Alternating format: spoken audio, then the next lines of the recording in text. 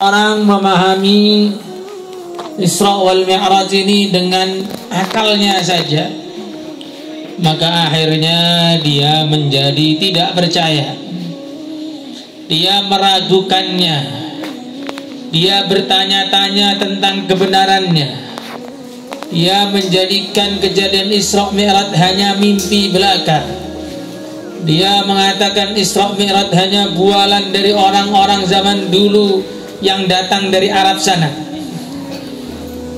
Itu karena dia memahami Isra wal Mi'raj hanya dengan akal, bukan dengan iman. Kalau seorang itu memahami Isra wal Mi'raj dengan iman, maka tidak ada yang aneh sedikit pun dari Isra wal Mi'raj. Kenapa tidak aneh? Karena Isra wal Mi'raj itu bukan keinginan Nabi untuk naik ke langit, untuk berputar ke dunia dalam satu malam. Tapi Isra wal Mi'raj sebagaimana disebutkan dalam Al-Quran, Subhanalladzi asra bi'abdihi, Maha suci Tuhan yang telah menjalankan nabinya, menjalankan hambanya di malam hari. Jadi Isra Mi'raj itu bukan keinginan Nabi, bukan dengan kemampuan Nabi, bukan dengan kekuatan Nabi, tapi dengan kekuatan Allah yang maha tidak terbatas. Maka surat Al-Isra diawali dengan Subhana, Maha suci. Maksudnya bagaimana? Maha suci Allah dari tidak mampu menjalankan Nabi. Maha suci Allah dari tidak mampu menaikkan orang ke langit dalam satu malam turun lagi. Maha suci Allah dari semua kekurangan. Maha suci Allah dari semua kelemahan. Maha suci Allah dari semua yang dibayangkan oleh orang-orang. Maka dari awal ayat ini orang suruh ingat kepada keagungan Allah terlebih dahulu. Subhana, Maha suci Allah.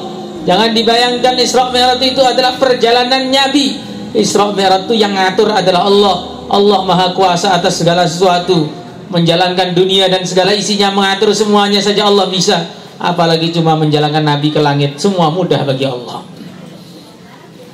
Maka hadirin dan dimuliakan oleh Allah Subhanahu wa ta'ala, karena Isra Mi'raj ini harus dipahami dengan keimanan, maka Isra Mi'raj ini juga menjadi ujian keimanan. Ujian keimanan bagi orang-orang yang menyaksikannya langsung, itu orang-orang yang hidup di zaman Nabi, serta ujian keimanan bagi orang yang mendengar ceritanya seperti kita yang sedang duduk di sini. Ketika Baginda sallallahu alaihi wasallam beliau Isra wal Mi'raj turun di pagi hari, beliau menyampaikan hasil dari Isra Mi'raj ini kepada orang-orang Mekah. Maka apa yang terjadi? Orang-orang yang kafir tambah kufur, yang iman sebagian malah keluar dari keimanannya. Maka sebagian dari orang-orang yang sudah iman yang kemudian keluar dari imannya, di murtad, mereka datang kepada Sayyidina Abu Bakar As-Siddiq radhiyallahu ta'ala anhu sambil mengatakan, wahai Abu Bakar, ketahuilah, apa kamu mendengar bahwa teman kamu Muhammad itu, dia ngaku, mendakwa, bercerita bahwa dia semalam telah melakukan perjalanan dari Mekah ke Masjidil Aqsa, kemudian naik langit, kemudian balik lagi, pagi-pagi sudah sampai Mekah lagi. Maka Sayyidina Abu Bakar bertanya, apakah Nabi mengatakan seperti itu? Iya, Muhammad bilang seperti itu. Maka Sayyidina Abu Bakar mengatakan, kalau Nabi yang mengatakan seperti itu, lebih dari itu pun saya juga percaya. Qad faza siddiqun bitasdiqin lahu wa bil uruji sidqun wa fa ahlahu. Maka di pagi hari itulah Sayyidina Abu Bakar dijuluki As-Siddiq, sebagai orang yang paling sering membenarkan Nabi.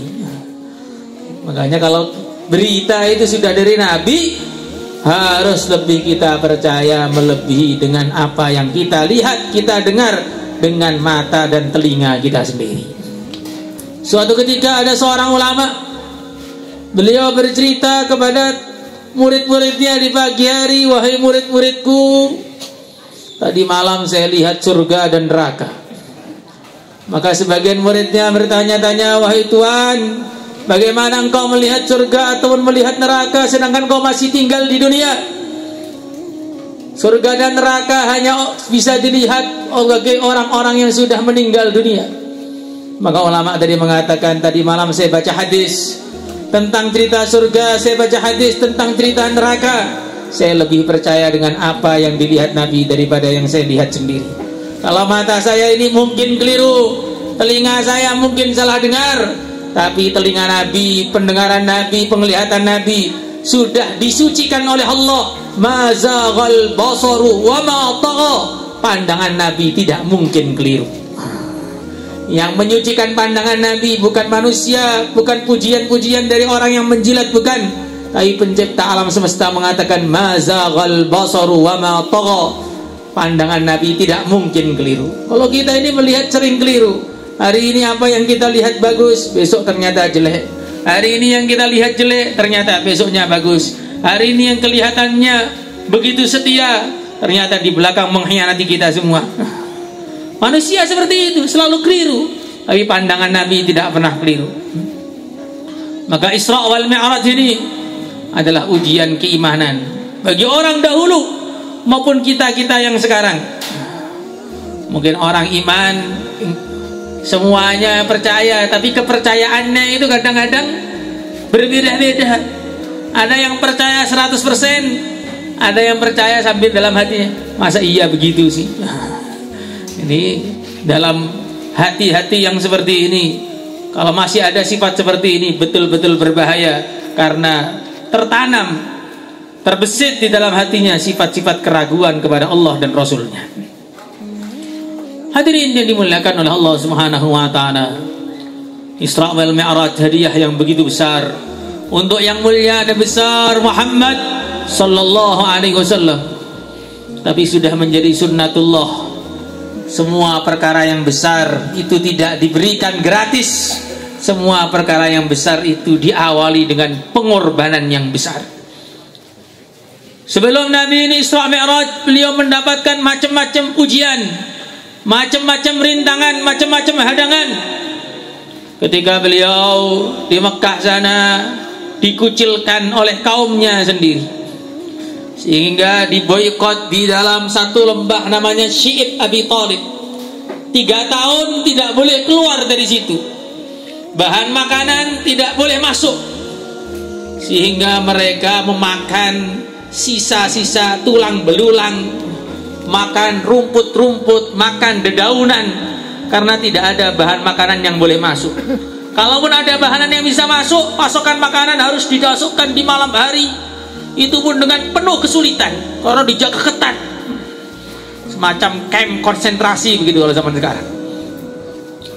Maka dalam kondisi yang begitu sulit seperti itu, pamannya yang paling membela Abu Thalib wafat. Nabi bukan hanya sedih dengan kewafatannya, tapi Nabi sangat sedih karena pamannya ini wafat dalam keadaan tidak beriman kepada Allah. Sehingga turun ayat innaka la tahdi man ahbabta walakinnallaha yahdi man yasha. Engkau wahai Muhammad tidak bisa memberi hidayah kepada siapapun, tidak bisa memberi hidayah kepada orang yang kamu cintai. Hidayah adalah hak mutlak dari Allah. Maka kita ini bersyukur kepada Allah, bukan kerabatnya Nabi, tidak pernah ketemu Nabi, tapi dipilih oleh Allah untuk beriman kepada Nabi. Alhamdulillah. Hadirin yang dimuliakan oleh Allah Subhanahu wa ta'ala, berselang 3 hari dari wafatnya pamannya, wafat juga istri beliau yang paling setia, yaitu Sayyidah Khadijah radhiyallahu ta'ala anha, seorang wanita yang istimewa, yang mendapat salam dari Allah Subhanahu wa ta'ala. Jadi kalau Sayyidah Aisyah itu dapat salam dari malaikat Jibril, kalau Sayyidah Khadijah langsung dapat salam dari Allah, dan diberi kabar gembira bahwa akan punya tempat di surga dari mutiara yang tidak ada kegaduhan, tidak ada kelelahan, tidak ada keletihan di sana. Kenapa beliau begitu istimewa? Karena malaha qad anfaqathu walitaha wahabathu. Seluruh hartanya diberikan kepada suaminya. Ini kalau wanita di sini pikirannya begitu, jadi kayak Sayyidah Khadijah nanti. Nanti Sayyidah Khadijah ini istri yang lain daripada yang lain. Istri-istri Nabi yang lain pernah membuat Nabi itu susah, pernah membuat Nabi itu marah, tapi Sayyidah Khadijah selalu membuat Nabi tersenyum kepada beliau. Maka karena istrinya istri istimewa, selama Nabi menikah dengan Sayyidah Khadijah kurang lebih 25 tahun, tidak pernah menikah lagi, karena memang istrinya satu sudah cukup pada waktu itu. Maka kalau ada orang yang suaminya nikah lagi itu jangan marah dulu, dilihat, oh ternyata saya banyak nuntut kelihatannya. Hadirin yang dimuliakan oleh Allah Subhanahu wa taala. Selang 3 hari saja bisa dibayangkan, di tempat dikucilkan, paman yang membela meninggal, istri yang begitu membantu meninggal, bagaimana perasaannya? Bagi Nabi tidak putus asa, pindah rute. Yang aslinya dakwahnya di Mekah, pindah dakwah ke Taif. Taif ini adalah satu tempat khusus di Saudi Arabia sana, yang mana tanahnya ini semuanya subur. Ini adalah hadiah dari Allah kepada Nabi Ibrahim alaihissalatu wassalam. Ketika Nabi Ibrahim diperintah oleh Allah hijrah ke Mekah, beliau berdoa, ya Allah, di Mekah ini kok panas sekali sini ini. Sangat panas. Hampir 54 derajat Celcius di Mekah itu. Kita di sini 35, 36 sudah panas sekali. Di sana hampir 54 derajat. Sedangkan Nabi Ibrahim itu dulunya tinggal di Syam, di Suriah, tempat yang begitu sejuk. Bahkan sampai sekarang pun masih ada salju di Suriah itu.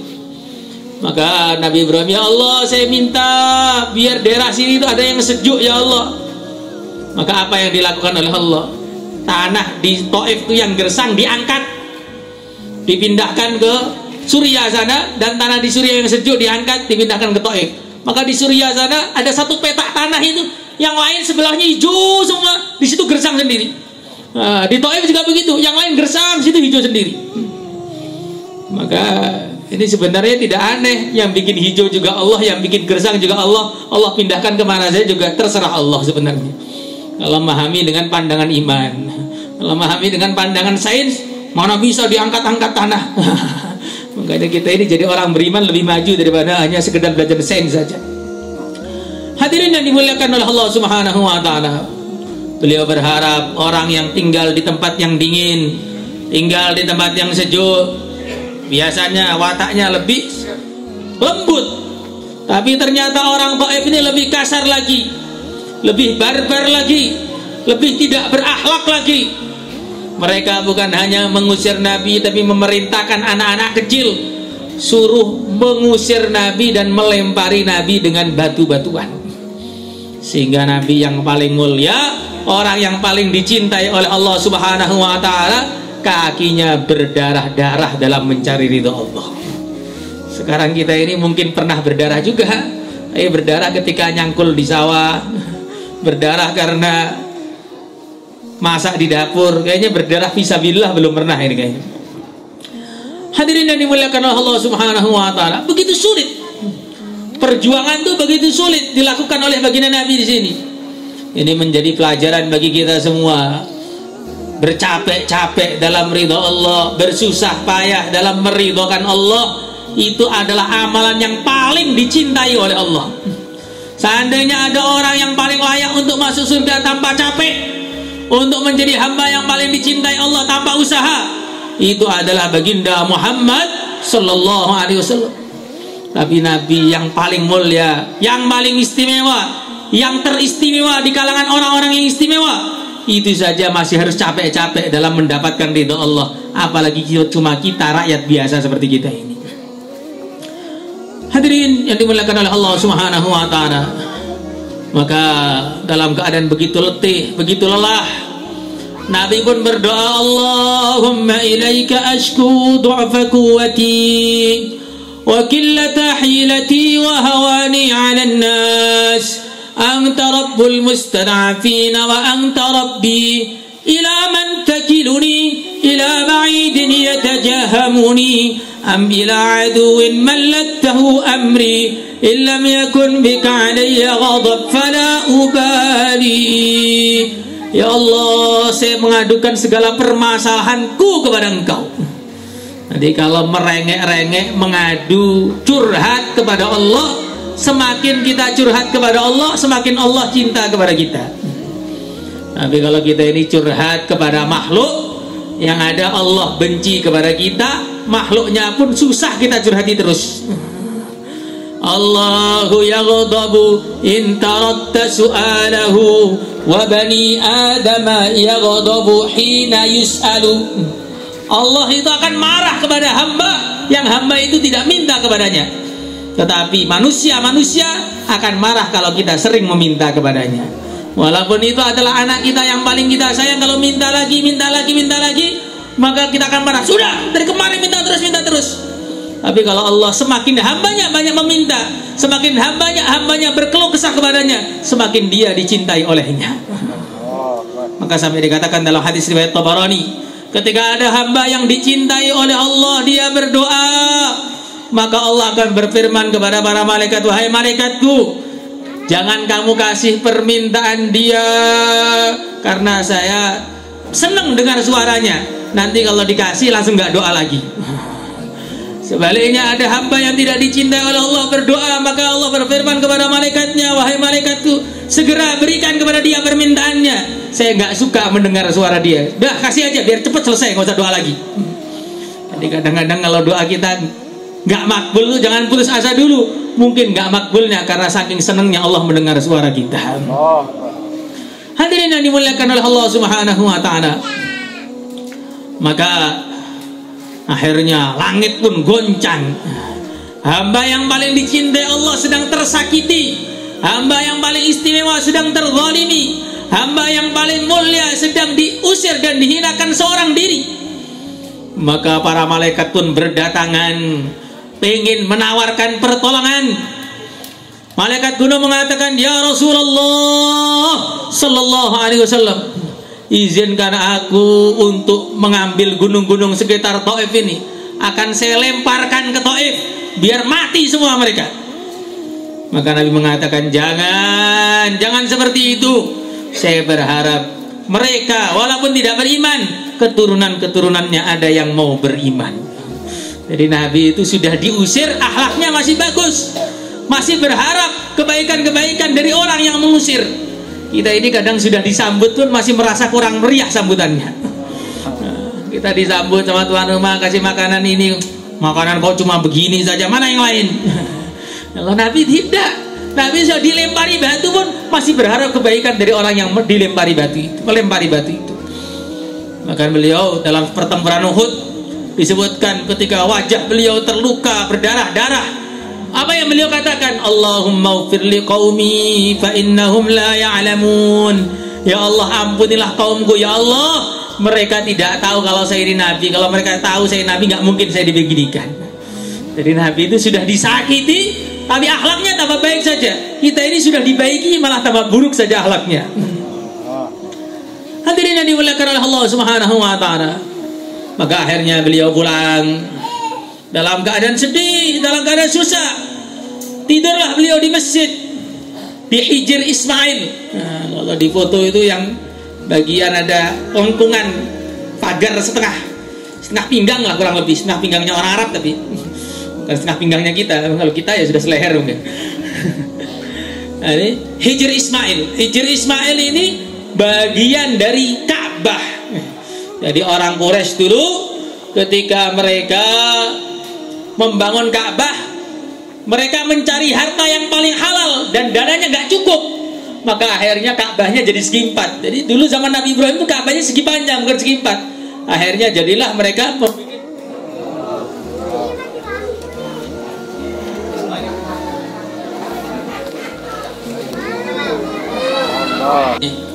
orang Quraisy, padahal mereka itu zaman jahiliyah, belum iman, kerjaannya nyembah berhala. Tapi mereka paham untuk bangun masjid dananya harus halal. Jadi padahal mereka itu hari-hari nyembah berhala, gak kenal kepada Allah, kenalnya cuman remeng-remeng saja, gak jelas kenalnya kepada Allah. Tapi mereka paham untuk agama itu dananya harus halal. Lah Hijr Ismail yang dijadikan oleh Nabi Ismail sebagai Ka'bah ini dulu adalah kandang kambingnya Nabi Ismail. Jadi orang itu kalau berkah, kandang kambingnya jadi masjid. Kalau kurang berkah, masjidnya jadi kandang kambing. Nah, itu begitu. Maka tinggal kita lihat kita ini orang yang pertama atau orang yang kedua. Hadirin yang dimuliakan oleh Allah Subhanahu wa taala. Maka tengah-tengah beliau tertidur, datanglah malaikat Jibril membangunkan beliau sambil mengatakan, wahai Muhammad, Allah Subhanahu wa taala telah menunggu engkau. Al-Khalil yang tadirul Khalil, kekasih sedang menunggu kekasihnya. Bagaimana bisa kita bayangkan nih, nikmatnya bagaimana, mulianya bagaimana seorang dipanggil oleh Allah. Orang dipanggil sama Pak Lurah saja mau dikasih hadiah, seneng. Dipanggil bupati lebih seneng lagi. Kalau dipanggil gubernur lebih seneng lagi. Dipanggil calon presiden, baru calon tuh belum mesti jadi, sudah seneng. Masya Allah, padahal yang jadi cuma satu saja yang jadi. Nggak mungkin jadinya dua, apalagi tiga nggak mungkin. Ini bukan kampanye Pak ya. Hadirin yang mulia, maka bisa dibayangkan bagaimana gembiranya baginda Rasulullah Sallallahu Alaihi Wasallam ketika beliau dipanggil langsung oleh Allah.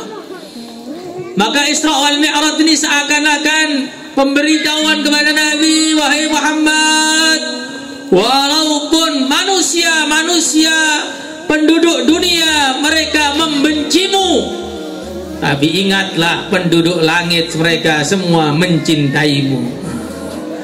Walaupun manusia mereka menolakmu, ketahuilah bahwa yang menciptakan manusia Allah Subhanahu wa taala sedang merindukanmu. Hadirin yang dimuliakan oleh Allah Subhanahu wa taala. Inilah kehebatan seseorang. Tidak ada manusia yang di dunia bukan siapa-siapa, tidak dikenal oleh manusia yang lainnya, datang tidak diundang, pulang tidak diantar, mati pun tidak ada yang menangisi. Tetapi ketika dia mati, aras Allah bergoncang karena saking gembiranya mendengar kematian dia. Aras Allah bergoncang karena menyambut rohnya.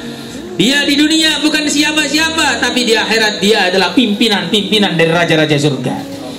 Tapi sebaliknya juga ada. Yu'ta birrajulil adimis samini yawmal qiyamah la yusawi 'indallahi janaha ba'udah. Di dunia orangnya terkenal, wah, sampai perutnya itu gemuk. Orangnya terkenal, tokoh besar, dipanggil pada hari kiamat. Ketika ditimbang nilainya di sisi Allah, ternyata lebih mahal sayap nyamuk daripada dia. Jadi yang kita pikirkan sekarang itu bukan kemuliaan di mata manusia, karena manusia yang menganggap kita mulia pun akhirnya mati juga, penilaiannya gak ada gunanya. Bagaimana kita ini menjadi orang yang mulia di sisi Sang Maha Kuasa Allah Subhanahu wa taala. Amin Allahumma amin. Siapakah orang yang mulia di sisi Allah Subhanahu wa taala? Nabi sudah membocorkan kepada kita, memberi kisi-kisi kepada kita. Bukan kisi-kisi siapa yang menang jadi presiden, bukan. Kisi-kisinya, saya alamu ahlul jam'i man ahlul karam. Ya. Semua orang yang berkumpul di padang mahsyar, yang nggak tahu berapa puluh triliun jumlahnya, mulai manusia yang pertama di dunia Nabi Adam sampai manusia yang akan lahir terakhir sebelum dunia kiamat, nggak tahu berapa jumlahnya itu. Allah akan berfirman di sana memberi pengumuman, saya alamu ahlul jam'i man ahlul karam. Orang yang berkumpul di sini akan tahu siapa yang mulia dengan sebenar-benarnya. Maka Nabi para sahabat bertanya, "Man ahlul karam?" Siapa orang yang mulia yang sebenar-benarnya ya Rasulullah sallallahu alaihi wasallam? Maka Nabi mengatakan, ahlu majalisidz dzikri fil masajid. Orang-orang yang mulia yang sebenarnya akan dimuliakan Allah di akhirat adalah orang yang suka duduk di majlis dzikir di masjid-masjidnya Allah ketika di dunia. Semoga termasuk majlis kita ini, hadirin. Karena majlis dzikir itu termasuk majlis taklim, itu juga bagian dari majlis dzikir. Membaca Al-Quran itu bagian dari majlis zikir. Tasbihat, subhanallah, alhamdulillah, wa la ilaha illallah, Allah akbar, itu adalah majlis zikir. Maka kita berharap karena kita alhamdulillah malam ini berkumpul di masjidnya Allah untuk berzikir kepada Allah, mengingati keagungan Allah, menambah kecintaan kepada baginda Rasulullah sallallahu alaihi wasallam, kita termasuk orang yang dimuliakan Allah di akhirat. Amin Allahumma. Hadirin yang dimuliakan oleh Allah Subhanahu wa taala, karena duduk di majlis seperti ini pilihan, bukan sekedar kemauan. Banyak orang yang waktunya lebih longgar, banyak orang yang badannya lebih sehat, banyak yang rumahnya lebih dekat, tapi kita yang dipilih oleh Allah. Maka ini mungkin di sini kita merasa ya biasa saja, duduk-duduk saja. Tapi nanti di akhirat kita akan bersyukur betul. Tanggal 7 Februari 2024, 27 Rajab 1445, ini termasuk yang menerangi catatan amal saya. Ini yang termasuk yang menerangi kubur saya. Ini termasuk amalan yang menggandeng saya, insya Allah sampai ke surga. Amin Allahumma. Amin. Maka duduk itu dengan harapan yang tinggi. Kalau duduk dengan harapan yang tinggi, maka tidak ngantuk. Kalau duduk dengan harapan yang tinggi, tidak pergi duluan, karena berharap. Hadirin yang dimuliakan oleh Allah Subhanahu wa taala, maka mulailah baginda Rasulullah sallallahu alaihi wasallam berjalan melalui macam-macam keajaiban. Beliau yang pertama kali diajak ziarah ke kuburnya Sayyidah Masyitah. Masyitah ini tukang sisirnya keluarga Fir'aun. Di tengah-tengah suasana kekuburan, di tengah suasana kemaksiatan, di tengah suasana kemusyrikan, dia bisa mempertahankan keimanan walaupun dia seorang wanita. Maka dalam cerita sejarah panjang Islam ini, memang wanita itu punya peran yang begitu besar dalam perjuangan. Bahkan wanita, bahkan orang yang pertama kali mengorbankan dirinya untuk mendapatkan ridha Allah walaupun harus kehilangan nyawa di kalangan umat ini adalah Sayyidah Sumayyah. Beliau adalah seorang wanita. Jadi wanita ini bukan hanya tugasnya macak, manak, dan masak. Kalau bahasa Jawa itu maksudnya ya, tugasnya hanya berdandan, kemudian melahirkan anak, kemudian tugasnya memasak nasi. Tidak, wanita punya tugas yang lebih tinggi daripada itu. Al-ummu madrasatun in a'dattaha a'datta sya'ban tayyibal a'raqi. Ibu itu adalah madrasah, sekolah yang pertama bagi seorang anak. Kalau ibunya ibu-ibu yang baik, maka walaupun nggak sekolah, anaknya jadi anak yang baik. Tapi walaupun disekolahkan di sekolah-sekolah yang tinggi, saking tingginya sampai jatuh, nah, tapi kalau ibunya tidak berakhlak, ya anaknya akan jadi tidak berakhlak juga. Hadirin yang dimuliakan oleh Allah Subhanahu wa taala, Nabi ziarah ke tempatnya Sayyidah Masyitah. Kemudian Nabi ziarah ke kuburnya Nabi Musa alaihi salatu wassalam. Beliau mengatakan, "Ra'aitu Musa yusalli fi qabrih." Aku melihat Nabi Musa sedang sholat di kuburnya. Jadi orang itu kalau senang sholat, sampai kuburan pun masih sholat. Tapi kalau orang itu nggak suka sholat, di dunia saja nggak sholat, di kubur merasakan derita sebab tidak sholat. Semoga kita semua dijaga oleh Allah Subhanahu wa taala.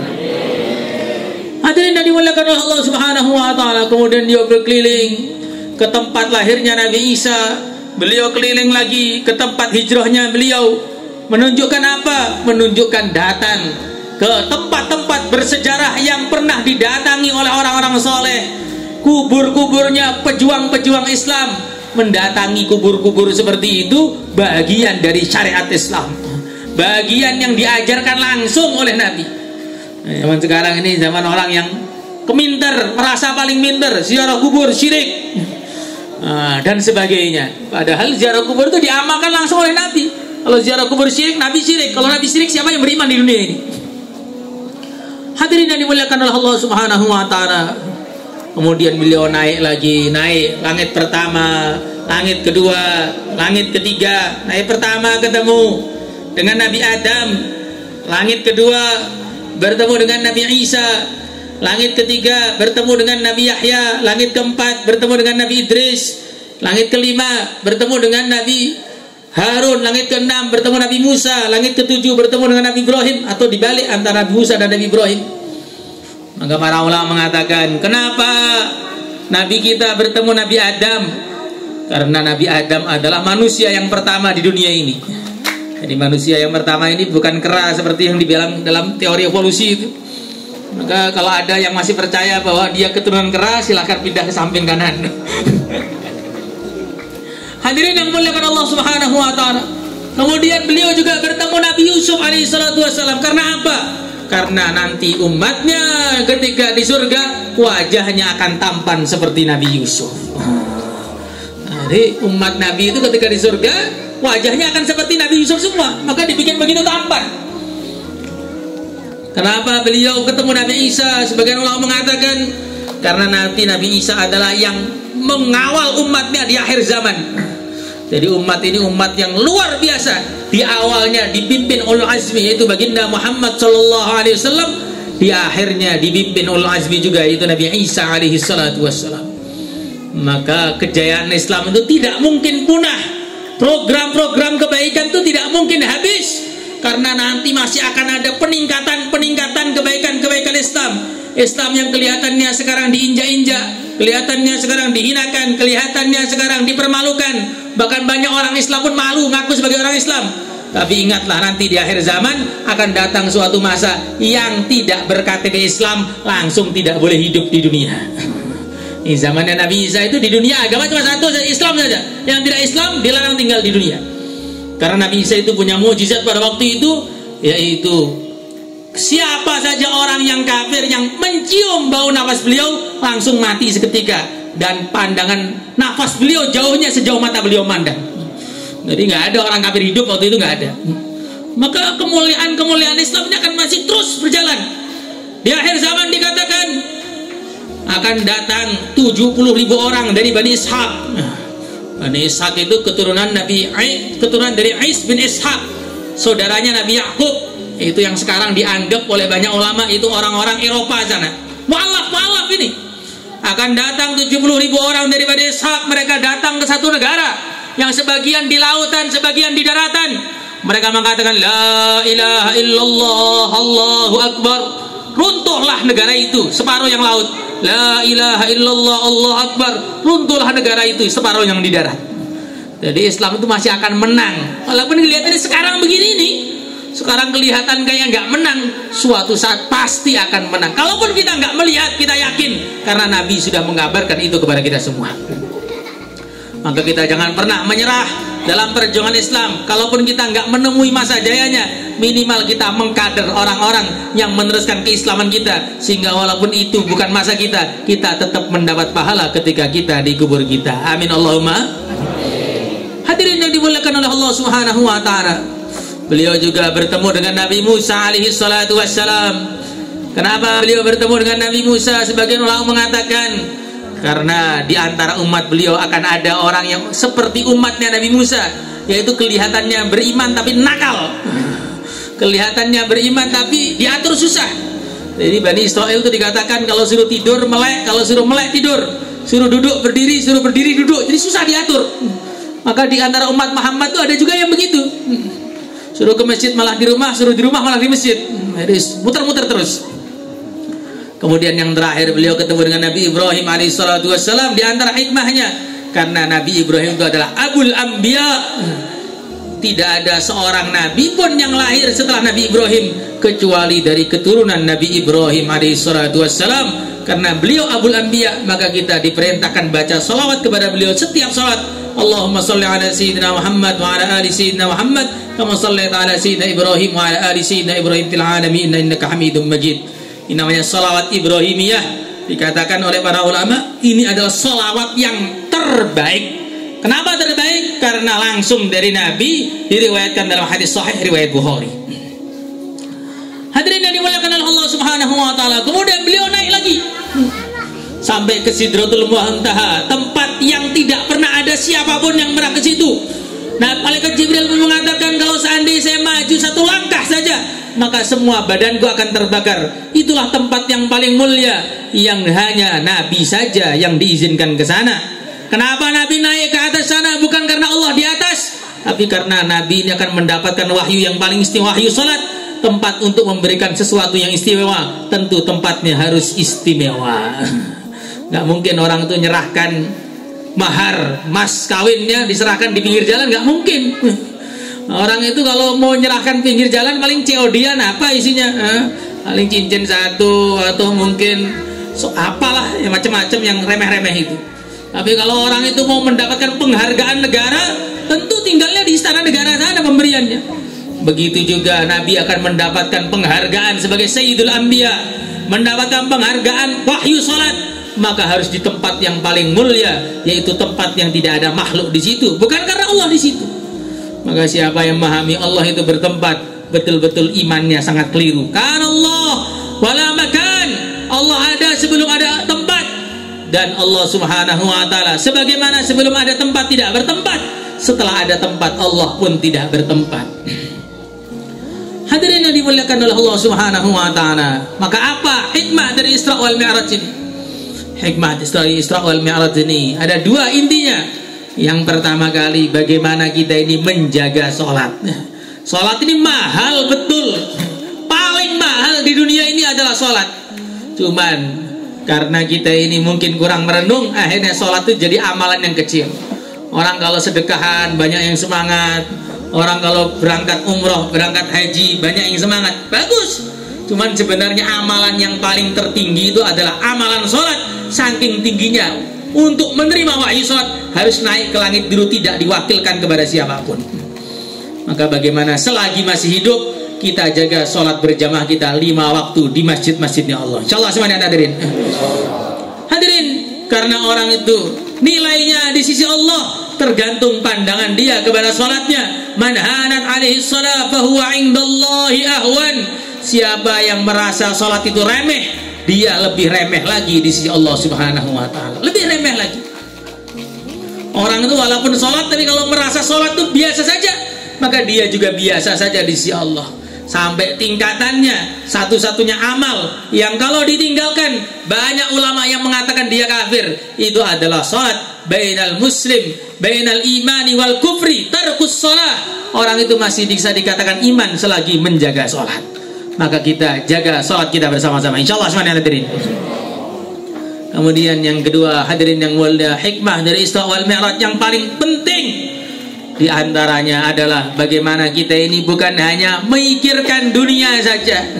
Kita harus memikirkan kehidupan setelah dunia ini. Dunia itu sak luas-luasnya masih kecil dibanding akhirat, sak lama-lamanya juga masih lama akhirat. Dan nanti ketika Isra wal Mi'raj ditampakkan oleh Allah macam-macam hasil dari amalan orang di dunia, baik amalan yang baik maupun amalan yang buruk. Beliau berjalan ketika Isra wal Mi'raj, melihat orang kepalanya diletakkan di atas batu, kemudian didatangkan batu yang baru, dipukul di atas kepalanya, dicemet begitu, prak, pecah, balik lagi, pecah, balik lagi, pecah, balik lagi. Maka beliau bertanya-tanya, siapa ini wahai Jibril? Ini adalah orang-orang yang di dunia mereka malas sholat. Kemudian beliau melihat ada seorang yang di depannya ada daging yang segar, di sampingnya ada daging yang busuk. Selalu dia mengambil daging yang busuk, meninggalkan daging yang segar. Maka beliau bertanya, siapa itu wahai Jibril? Ini adalah orang-orang yang sudah diberi istri yang halal, tapi malah lihat istrinya orang lain. Dikasih suami yang halal, malah melihat suaminya orang lain. Hadirin yang dimuliakan oleh Allah Subhanahu wa taala. Kemudian ada lagi, beliau melihat orang yang membawa kayu bakar. Kayu bakarnya begitu berat, tapi dia masih cari tambahan lagi sampai terjatuh, tertimpa kayu bakar itu. Maka beliau bertanya, siapa ini wahai Jibril? Ini adalah orang yang diberi amanah kekuasaan pada umatmu. Dia nggak mampu membawa, tapi dia pengen pangkat yang lebih tinggi lagi. Ada lagi, beliau melihat orang yang begitu kecil sekali, kecil di tengah jalan, terus diinjak sama orang lewat tuh diinjak. Siapa ini wahai Jibril?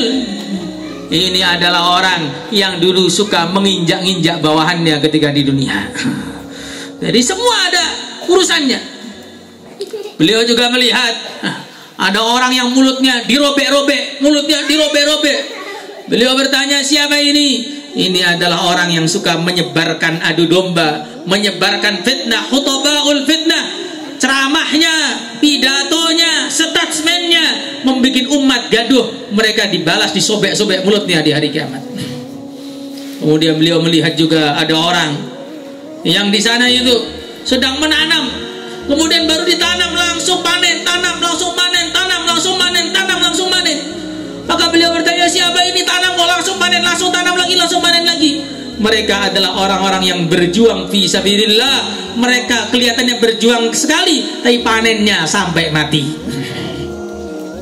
Kemudian beliau di sana melihat satu istana yang begitu megah sekali. Beliau bertanya, ini istananya siapa? Ini istananya orang Quraisy. Saya juga orang Quraisy. Ini bukan untuk engkau, ini ada untuk Umar bin Khattab radhiyallahu ta'ala anhu. Umar bin Khattab masih hidup. Jarak antara Isra Mi'raj dengan wafatnya Sayyidina Umar mungkin hampir 25 tahun kemudian. Orangnya masih hidup di dunia, tapi hasil amalnya sudah siap di akhirat sana. Maka kita berharap walaupun kita masih di sidrak malam ini, surga kita pun sudah siap juga.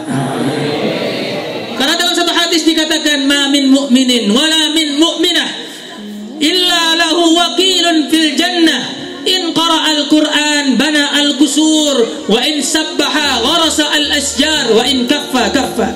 Tidak ada seorang iman laki-laki atau seorang iman yang wanita kecuali punya wakil di surga sana. Setiap dia membaca Quran, mulailah wakilnya itu membangun istana-istana. Dan istana surga itu beda dengan istana dunia. Bayangkan satu istana pintunya 60.000, setiap pintu ada istana lagi. Itu dari satu istana saja. In qara'al Qur'an bana al-qusur. Kalau dia baca Quran maka berdirilah istana-istana megah di sana.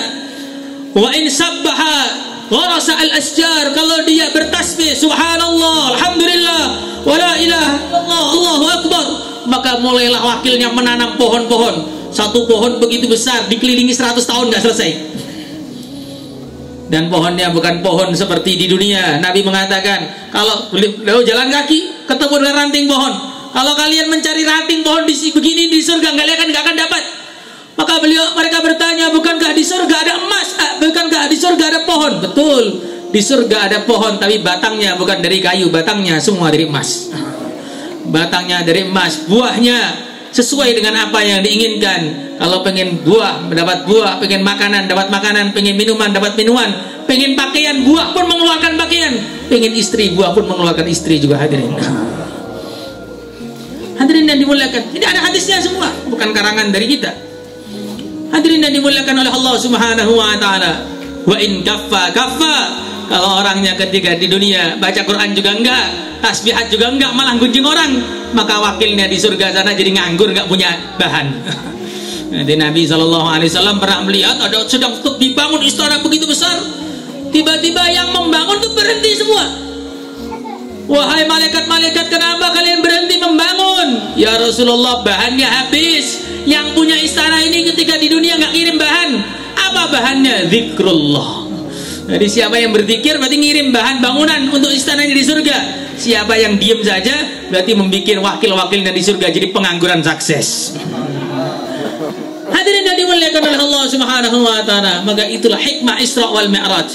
Kita itu memikir yang lebih luas lagi. Bukan hanya berpikir masa depan, tapi berpikir yang lebih depan lagi. Masa depan yang sebenarnya adalah kehidupan setelah kematian kita. Jangan sampai kita ini seperti katak di bawah tempurung, perasaannya tahu segala-galanya, tapi ternyata tahu bawah tempurung saja. Jangan sampai perasaannya kita tahu dunia, ternyata taunya cuma dunia saja. Setelah dunia yang maha luas kita nggak tahu apa-apa.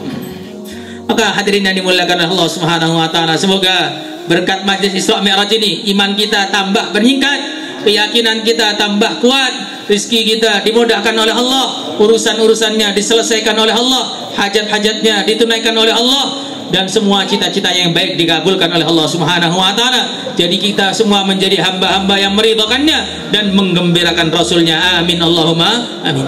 Allahumma salli ala sayyidina Muhammad wa ala ali sayyidina Muhammad. Alhamdulillahi rabbil alamin. Rabbana zalamna anfusana wa illam taghfir lana wa tarhamna lanakunanna minal khasirin. Ya Allah, ampunilah dosa-dosa kami. Ya Allah, mudahkanlah semua urusan-urusan kami. Ya Allah, selesaikanlah masalah-masalah kami. Ya Allah, tunaikanlah hajat-hajat kami. Ya Allah, sembuhkanlah semua penyakit-penyakit kami, penyakit yang zahir maupun yang batin, penyakit jasmani maupun rohani. Ya Allah, semua tutupilah semua aib-aib kami di dunia maupun di akhirat. Ya ya Allah. Ya Allah, mudahkanlah kami semua ya Allah untuk menggapai cita-cita yang baik, baik urusan dunia maupun urusan akhirat ya Allah. Ya Allah, angkatlah derajat kami, mudahkanlah kami untuk menggapai cita-cita kami ya Allah. Bayarlah semua hutang-hutang kami tanpa ada ujian, tanpa ada rintangan, murni anugerah-Mu ya Allah. Ya Allah, berikanlah kepada kita semua ya Allah iman yang sempurna, yakin yang mantap, akhlak dan budi pekerti yang baik, keturunan-keturunan yang saleh yang membanggakan kami dunia dan akhirat, yang membantu kami urusan dunia dan urusan akhirat. Ya Allah, berikanlah kepada kami teman-teman yang baik yang membantu kami mengamalkan agama-Mu ya Allah. Berikanlah kepada kami ya Allah rizki yang halal, yang banyak, yang mudah, yang barakah, tanpa ada ujian, tanpa ada rintangan, murni anugerah-Mu ya Allah. Ya Allah, berikanlah kepada kami semua ya Allah hidup dalam iman, mati dalam iman. Ya Allah, hidupkanlah kami dalam Islam, matikanlah kami dalam Islam. Hidupkanlah kami semua dalam ridha-Mu, wafatkanlah kami semua dalam ridha-Mu ya Allah, tanpa ada ujian, tanpa ada rintangan, murni anugerah-Mu ya Allah. Rabbana atina fid dunya hasanah fil akhirati hasanah wa qina adzabannar. Sallallahu ala sayyidina maulana Muhammad walhamdulillahi rabbil alamin. Bisirril Fatihah. Kurang lebihnya mohon maaf. Wassalamualaikum warahmatullahi wabarakatuh.